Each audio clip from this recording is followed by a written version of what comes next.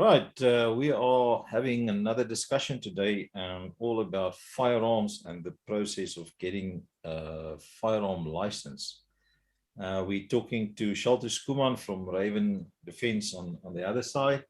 Shaltu is the man to talk to when you need your proficiency and your license and your competencies and all that kind of thing. So yeah, Shaltu, welcome. Thank you for your time. It's only a pleasure. Let's take it from the top. So obviously let's kick it off, and you know, there's so much nonsense being spread out there about you can't get a firearm, you cannot use a firearm, and what. I think let's talk about the process of getting a licensed firearm. What is the process of getting a licensed firearm? Yeah, okay, so that's a good question. When I market proficiencies, I get a lot of especially that question. So what is the process? Where do I start? So we're going to start off with proficiency. You're going to have to be proficient with a firearm before you can go to competency.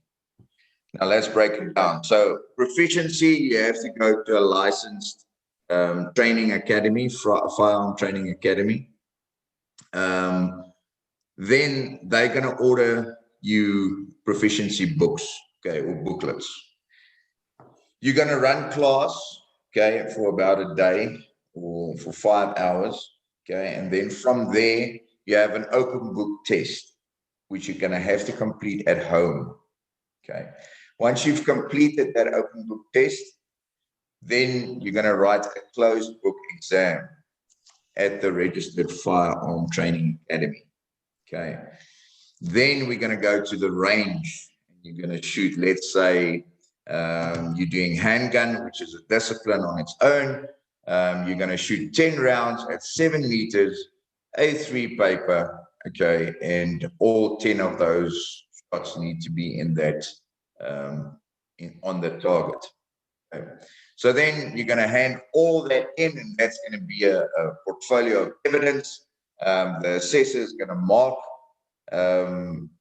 the whole portfolio, and then he's going to issue a proficiency certificate. You are then proficient with a firearm.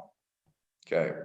Step 2 is you're going to take that proficiency certificate, and you're going to have to fill in forms with SAPS. I think it's a 271 form. You're going to hand in that proficiency certificate with that forms. You're going to have 2 passport photos, colored passport photos with a neutral background, and then you're going to have your FICA document, your proof of residence. Okay, hand that in. It normally was 3 months waiting period to get competent, and the police find you competent.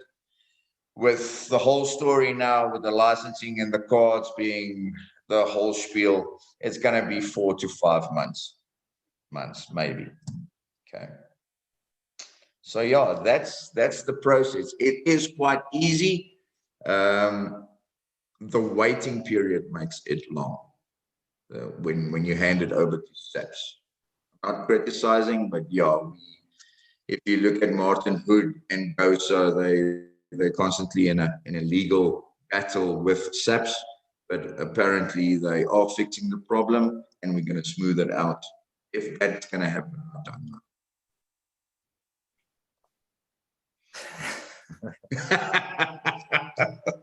It's a mouthful. What can we say about that? Eh?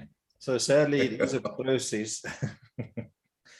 It is a process, but at the end of the day, we want to be licensed firearm owners, and we don't want to do anything illegal. So as long as we licensed firearm owners, you know, I think we're in the right. Okay, so once I get my competency back from SAPS, meaning I'm now competent, now can I go and buy my firearm, or have I already bought my firearm?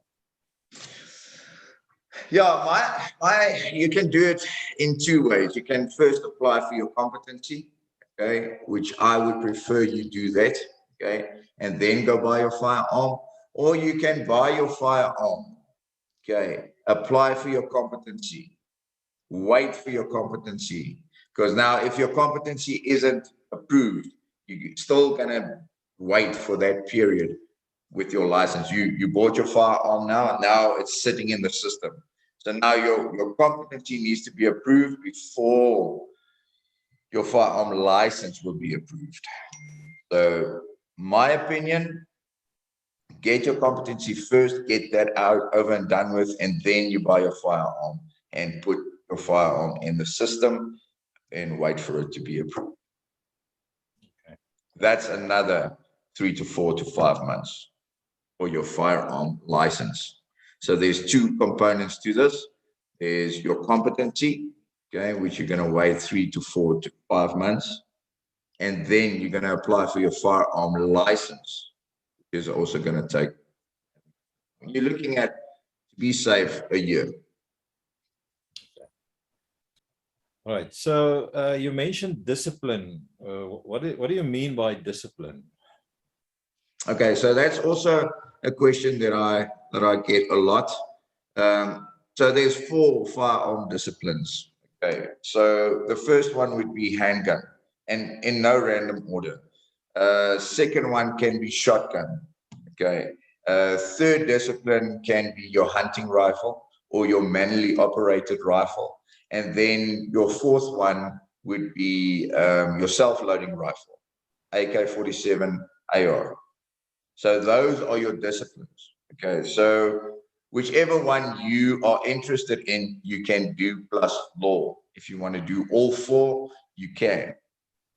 But the price escalates, obviously, any disciplines you want to do. The most popular one is handgun plus law. Okay. And with every, that makes sense. Yeah, with every discipline, you do the law module, but the law module covers in all the disciplines. So meaning, if I do shotgun and handgun, I only do one law discipline, or do I do a law Yes, discipline and a law discipline? No, just one. correct. Yeah. Okay. So if you do handgun and law and you've done that proficiency, you don't need to do law again with your shotgun rifle or self-loading rifle. Okay. All right. Good. Okay. Yeah, Shaltu, I think that's it for the intro and for the first session. We'll touch base again on the next part and expand a bit more about what to expect next. Thanks, man. Sure. Thank you. Thank you for talking to me. Great.